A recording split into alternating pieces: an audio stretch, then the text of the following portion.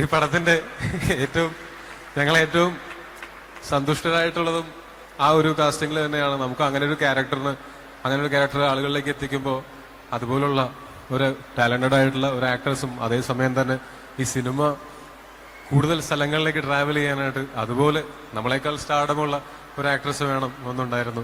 അപ്പൊ ഞാനൊക്കെ കോളേജിൽ പഠിക്കുമ്പോൾ മുതലേ പുള്ളിക്കാരി നേരത്തെ സിനിമയിൽ അഭിനയിച്ച് തുടങ്ങിയത് കൊണ്ട് ഞാനൊക്കെ കോളേജിൽ പഠിക്കുന്ന സമയം മുതലേ ഞാൻ തിയേറ്ററിൽ തന്നെ, ഞാൻ കോയമ്പത്തൂരാണ് പഠിച്ചത്, അപ്പൊ ആ സമയത്ത് തിയേറ്ററിൽ തന്നെ പോയി തൃഷ മാമിന്റെ കുറെ സിനിമകൾ കണ്ടിട്ടുണ്ട്. പക്ഷെ ഈ സിനിമയിലേക്ക് വന്നപ്പോൾ ഈ സിനിമയിൽ മലയാളത്തിലുള്ള മറ്റ് സഹതാരങ്ങളെ പോലെ തന്നെ അത്രയും കംഫർട്ടബിൾ ആയിട്ട് വർക്ക് ചെയ്യാനായിട്ട് ഒരു സാഹചര്യം ഉണ്ടായിരുന്നു പുള്ളിക്കാരി വന്നിട്ട്.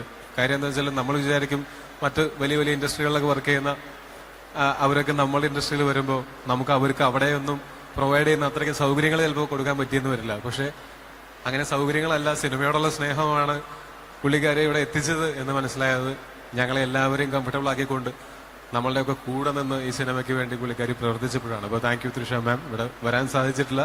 മോസ്റ്റ് പ്രോബബ്ലി റിലീസിന് ശേഷം പ്രൊമോഷന്റെ ഭാഗമായിട്ട് തൃഷ മാം വരുമായിരിക്കും.